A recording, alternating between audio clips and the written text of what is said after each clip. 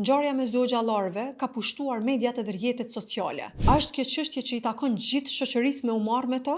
Apo harrojmë që ata janë njerëz me ndjenja, me familje, me fëmijë, e na jemi tu e bë dramë kombëtare? Po, njëri prej tyre ka përzgjedhur me ndo publikisht dhimbjen e tij. Ndoshta nga frustrimi, ndoshta si formë lehtësimi. Por kjo nuk na jep neve të drejtën me e shëndru në telenovel. Pse jemi tu e bo virale ndjeshmërinë e dikujt?